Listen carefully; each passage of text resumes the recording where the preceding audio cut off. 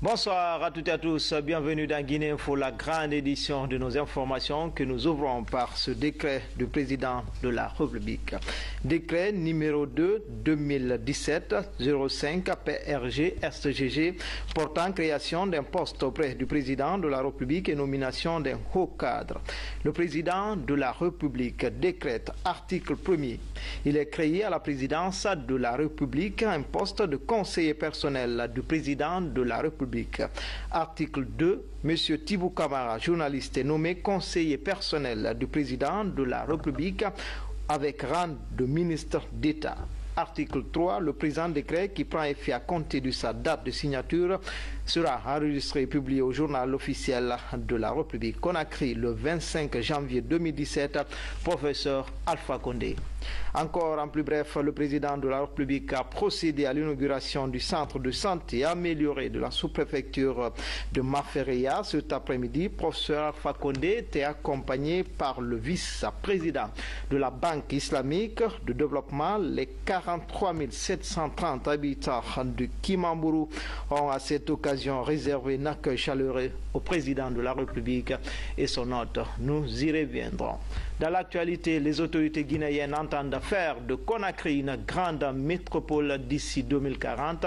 La première session du comité interministériel de l'aménagement du territoire en Guinée s'est tenue ce matin à Conakry avec à la clé la présentation du projet Grand Conakry Vision 2040. Les travaux seront essentiellement consacrés à définir les axes prioritaires du schéma directeur de ce projet, un projet financé par l'Union européenne dans le cadre du 11e FED. C'est le Premier ministre qui a présidé la rencontre. Hadi Kamara, Kabasouma.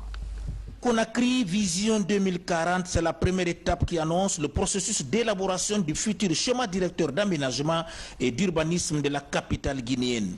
C'est dans ce cadre que s'est tenue ce matin la première session du comité interministériel de l'aménagement du territoire mise en place en 2016. Cette étude définit les grandes lignes et les thématiques essentielles à développer pour faire de notre capitale une métropole moderne. C'est de développer une vision sur ce que pourrait être Conakry à l'horizon 2040, comment on peut la faire évoluer, comment on peut s'attaquer aux différentes problématiques de la ville de Conakry, de son agglomération. Il faut qu'on trace les lignes, il faut qu'on définisse des priorités avant de pouvoir dire réellement qu'est-ce que nous devons faire. À Conakry, on devrait respirer de l'air pur, circuler librement et accéder à un logement décent. Pour réaliser donc ce rêve, les spécialistes en la matière ont tenu compte de l'histoire, des contraintes physiques et de la croissance démographique de notre capitale. Grand Conakry, parce que ça va englober une partie des préfectures voisines, comme Forêt-Karia, comme Kindia, comme Doubreka.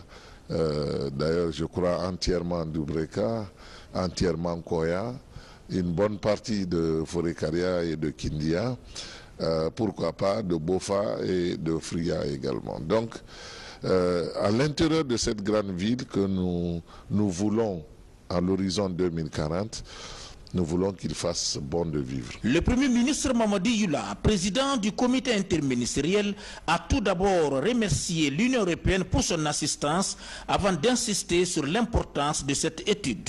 C'est une ambition du chef de l'État et du gouvernement de planifier, d'organiser, de structurer l'environnement dans lequel nous vivons à l'horizon 2040. Bien sûr, 2040 n'est pas choisi au hasard puisque, comme vous le savez, nous avons un plan national de développement économique et social dans ce même horizon. Nous avons d'autres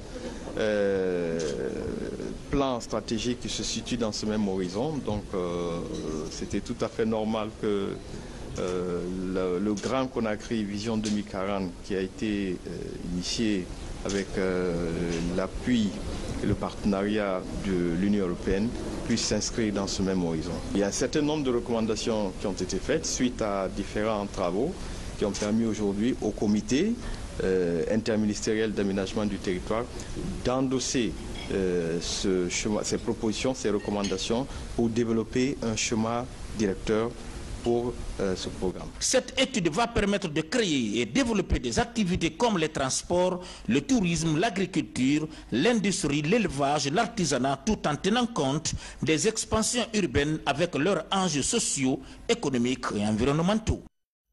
La construction du barrage hydroélectrique de Kobédou est en cours dans la préfecture de Kérouané. L'espoir est permis dans la cité impériale et partout en Haute-Guinée. Une fois achevé, le barrage va couvrir les besoins en énergie dans la région. Le ministre de l'Énergie était récemment sur le site. Nabi Kamara, de retour de Kérouané. Après de très longues années d'attente, le projet d'aménagement hydroélectrique de Kobédou a été lancé. Les travaux sont exécutés par l'entreprise Guiter SA et une société marocaine. Depuis un an, les techniciens concentrent leurs efforts sur les préalables à la réalisation d'un barrage qui va couvrir les besoins énergétiques de la Haute-Guinée.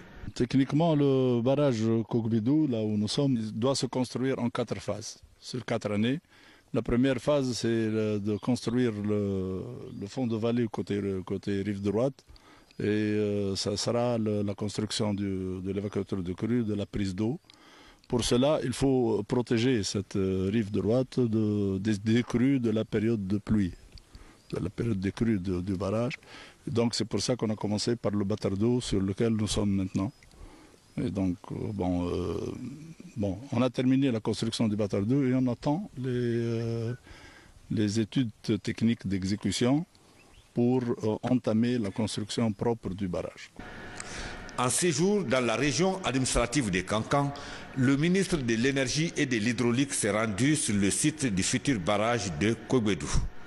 Ce barrage de Kobédou, là, il va être réalisé en couple avec Franconédou.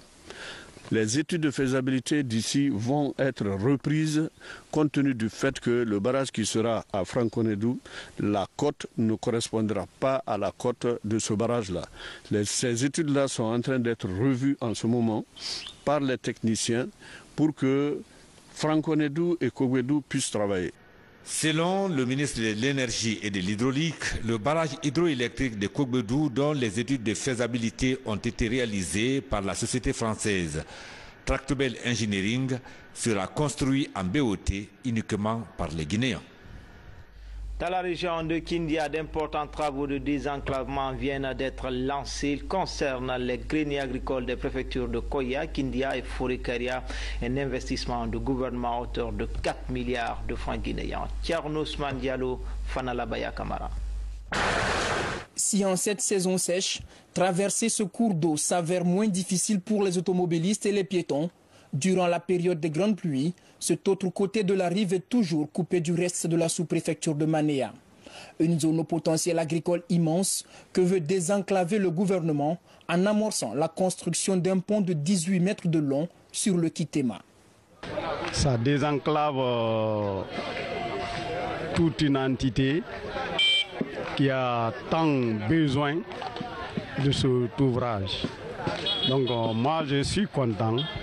Je ne peux exprimer vraiment cette joie qu'en disant merci. Merci au gouvernement du président de la République. À Wonkifon, dans la préfecture de Koya toujours, sur le cours d'eau Togiron, un pont de 15 mètres va être construit. À Kindia, sur le Meyekouré, les travaux de construction d'un pont de 30 mètres avancent. Des ouvrages de franchissement longtemps souhaités par les populations. Ils sont très contents, très enthousiastes.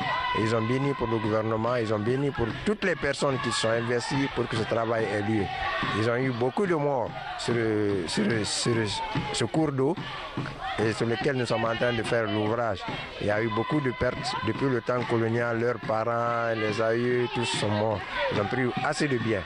Et aujourd'hui, Dieu, grâce à Dieu et grâce à l'effort du gouvernement, ils vont être désenclavés et les vies humaines vont être sauvées. Les biens matériels vont être sauvés.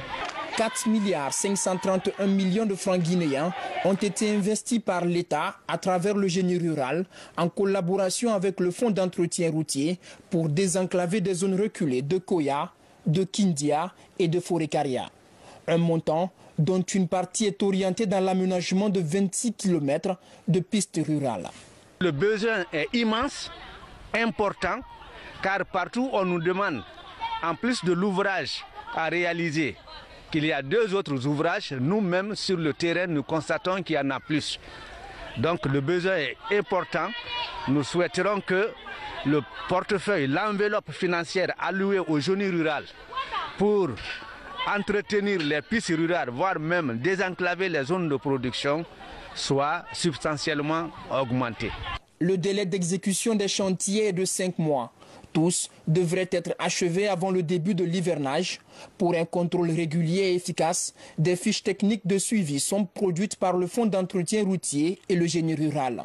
Une première de l'avis des techniciens dans ce genre d'investissement en milieu reculé. Nous revenons sur cet élément qui vient juste de nous parvenir. Le chef de l'État procédait à l'inauguration du centre de santé amélioré de la sous-préfecture de Mafereya. Cet après-midi, ce professeur Alpha Condé était accompagné par le vice-président de la Banque islamique de développement. Les 43 730 habitants de Kimamburu ont à cette occasion réservé un accueil chaleureux au chef de l'État et à son hôte. Mohamed Lamine Souma, Boubacar Souma, Mandjou Sidibé. Situé à 75 km de Conakry, à Mafereya, l'une des 10 communes rurales de développement de la préfecture de Forikaria. Sa réalisation se situe dans le cadre de l'amélioration des soins de santé en rapprochant les structures sanitaires de la population rurale guinéenne.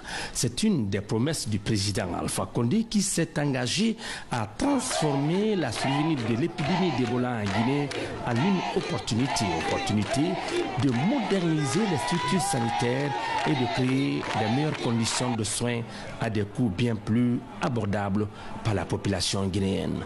Elle a été inaugurée ce mercredi 25 janvier 2017 par le président Alpha Condé. Le chef de l'État était accompagné par le vice-président de la Banque islamique de développement. Le monde n'était pas préparé et était sans défense. La donation de ces bâteurs de 2 saintes mosquées, l'a regretté roi Abdallah ibn Abdullah Aziz Al Saoud, est arrivée au bon moment et a permis de contribuer aux côtés de la communauté internationale à l'éradication de l'épidémie.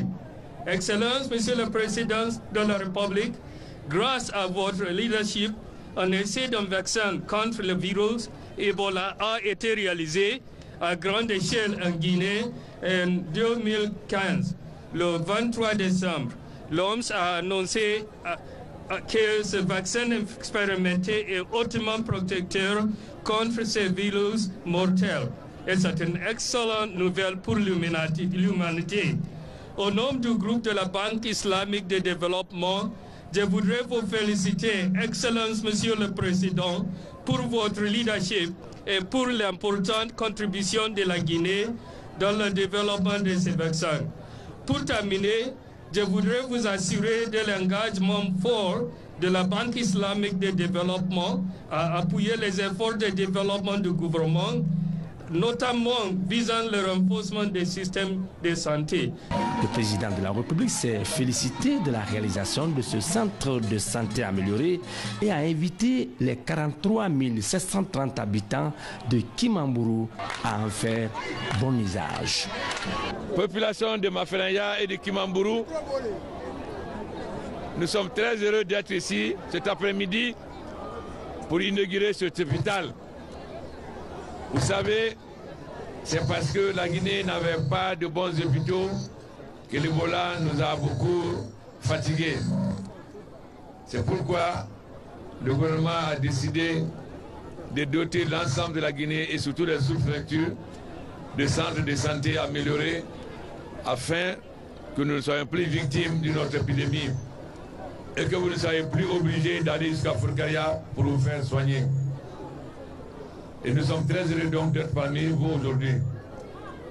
Mafereya, Hamen Guinée, Kimamburu, Hamen Guinée, Nidime, nous avons fait l'après-midi.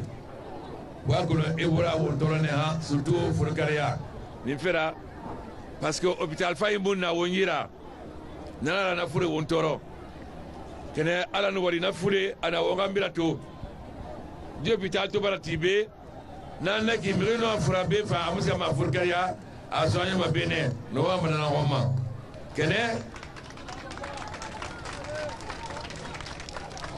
wotana frama amiri fari maka ifangi free maka donc je vital to tiri wala mo wa menama khapa wa menama akuna karamane wala mo wa menama nana abuma be anoma wa fure no bi dandande ma fere ya wa kulo no wa mari por nene ti fi bene kene na fa ne obe wala bori mati ndebale ko ya mai bori mati na gumda era mula mera na mati wa madi no aéroporti pour no aéroporti no bangue tibe no na bori la sumane ba na fa ne be no mati bo gona ma ga bori nara anu ga bori nara wo muna maskade yare anu ga fa no seti madene ona mati mere fa spécialisation d'aba halati no na première afra fi aéroport di mama fana ya halati na aéroport di manabe halati vana na fana dobe won wali.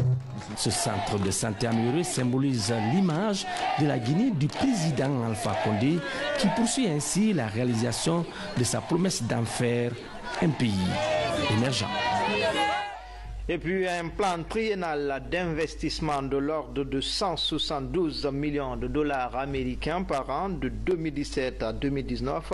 Un forum économique avec le secteur privé guinéen sont entre autres des axes forts du renforcement de la coopération entre la Guinée et la Banque islamique de développement. Ce sont là des informations qui ont filtré à l'issue de l'audience que le président Alpha Condé a accordé au vice-président de la Banque islamique de développement. Compte rendu d'audience, Mohamed Lamine Soumar, Mandiou Sidibé, Boubacar Soumar.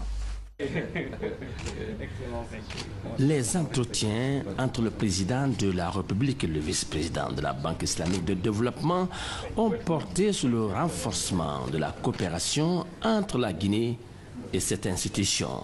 Coopération dans les secteurs clés de la politique du président Alpha Condé que sont la santé, l'énergie, l'agro-industrie, le secteur privé et la création d'emplois.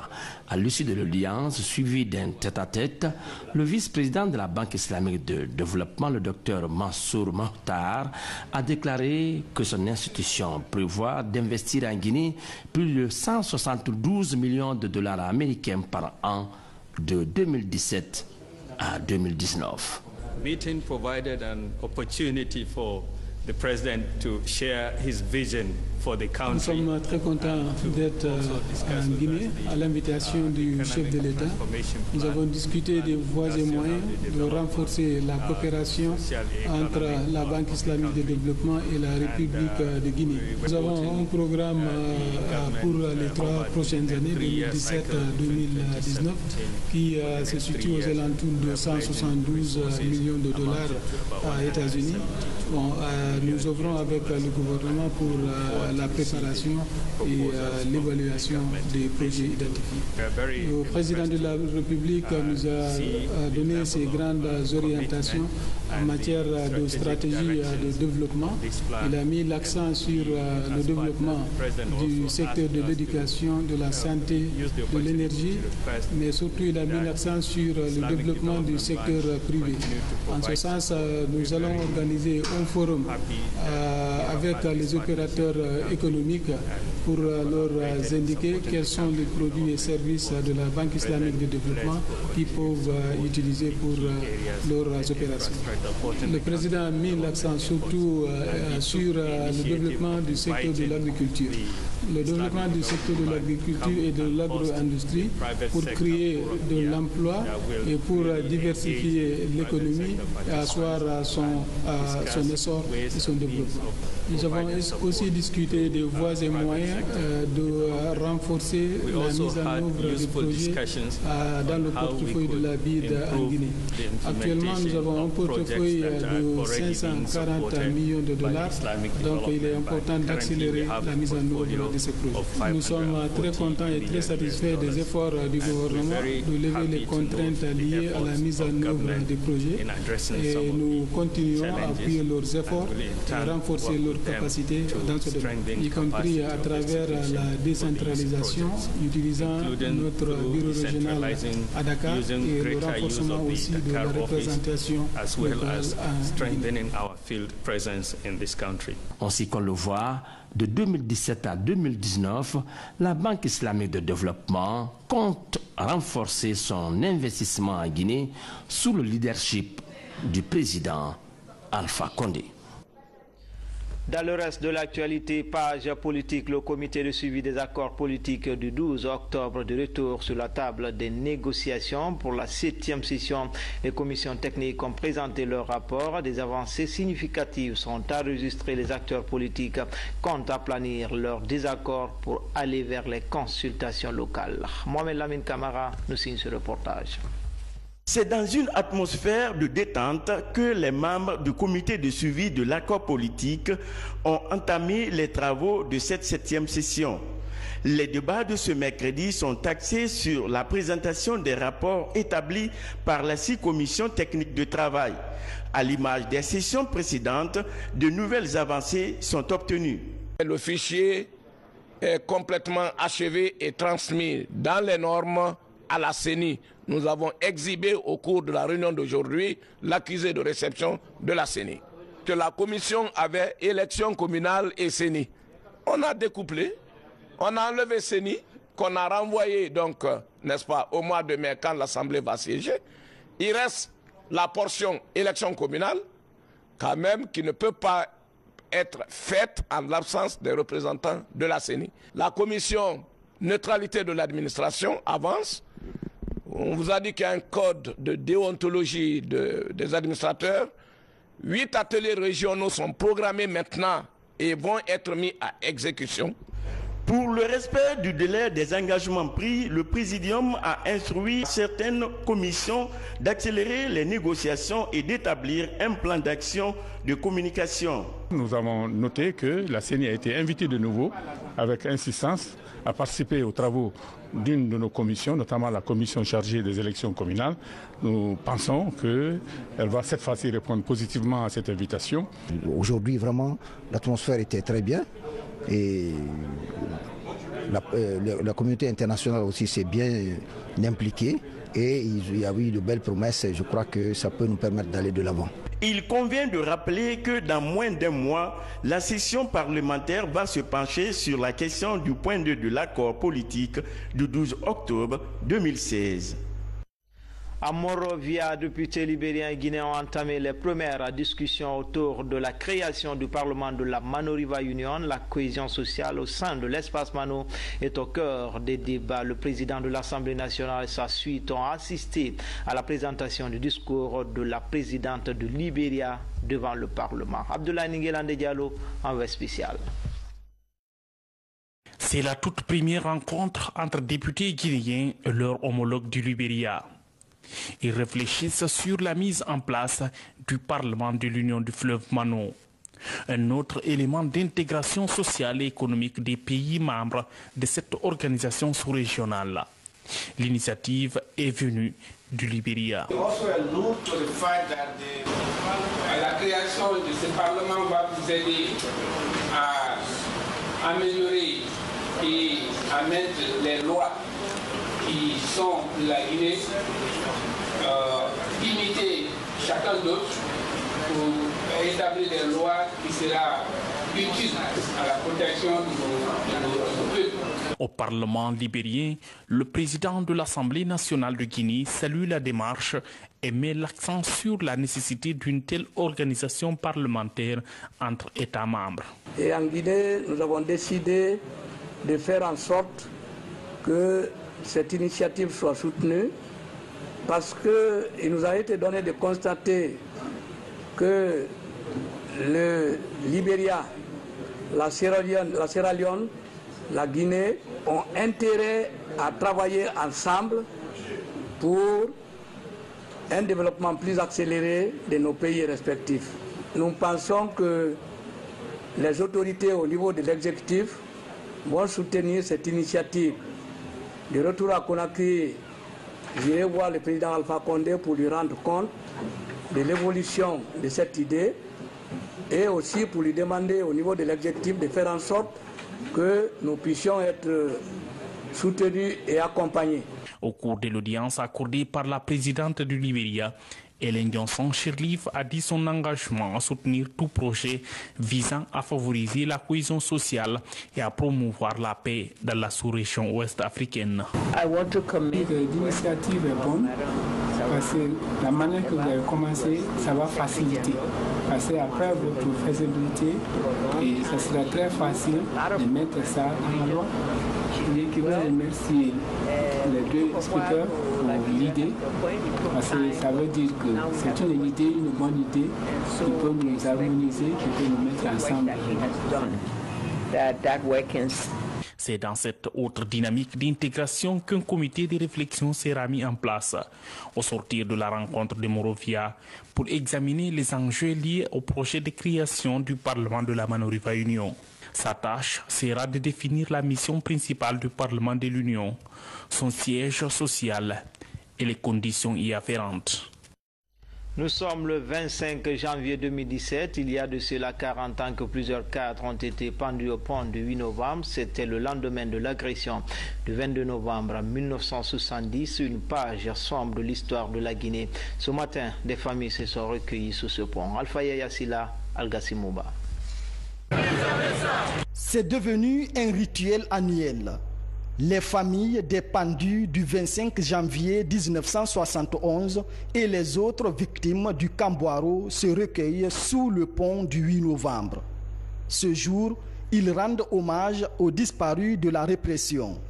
Réunis en association, parents, proches et autorités viennent déposer une gerbe de fleurs à la mémoire de toutes les victimes de cette page de douleur de notre pays. C'est le sens d'un devoir de mémoire pour dire que nous avons quelquefois trébuché dans notre histoire. Il faut rappeler cela pour éviter les répétitions à l'avenir. Notre combat, ce n'est pas un combat de haine, c'est un combat de vigilance. Quand vous vous êtes piqué une fois, quand vous êtes brûlé la main une fois, votre devoir est de dire aux autres qu'il y a du feu ici et qu'il ne faut pas aller dans cette direction.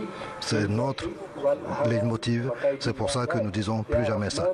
Au camp Kamayenne, ancien Camboiro, haut lieu de détention politique sous la Révolution, les sages ont procédé à la lecture du Saint-Coran et fait des prières pour le repos de l'âme des victimes.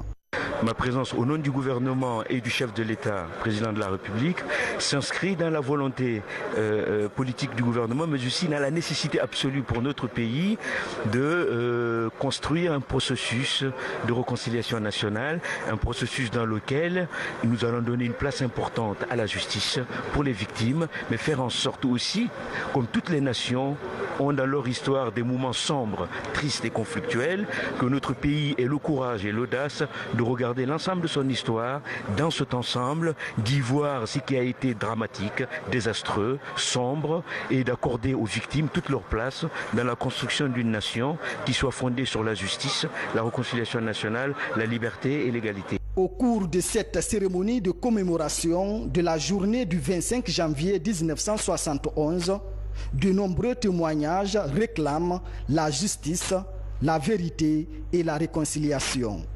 Les rescapés rappellent la répression qui s'était abattue sur le pays après l'agression du 22 novembre 1970. Enfin, en plus bref, Cannes Total à Gabon 2017. Ce soir, c'était la finale dans la poule D. Les Black Stars du Ghana ont été battus par les Pharaons d'Égypte, 1-0, et de l'autre côté, un but partout entre le Mali et l'Ouganda. Pour être plus complet sur cette fête du foot africain, les affiches pour les quarts de finale sont connues. Lions de la Teranga seront opposés aux Lions indomptables. Les étalons du Burkina Faso vont défier les Aigles de Carthage. La RDC sera opposée aux Black Stars du Ghana et les Pharaons d'Égypte contre les Lions de l'Atlas. Et puis, on revient sur ce décret avant de boucler ce journal. Décret numéro 2 2017-025 PRG-SGG portant création d'un poste auprès du président de la République et nomination d'un haut cadre. Le président de la République décrète, article 1er. Il est créé à la présidence de la République un poste de conseiller personnel du président de la République. Article 2. M. Thibou Camara, journaliste, est nommé conseiller personnel du président de la République avec rang de ministre d'État. Article 3. Toutefois, le présent décret qui prend effet à compter de sa date de signature sera enregistré et publié au journal officiel de la République. Conakry le 25 janvier 2017, professeur Alpha Condé. C'était tout pour ce soir au compte de Guinée Info. Demain, les infos reviennent à 20h30. Bonne suite de programme sur les antennes de la télévision nationale.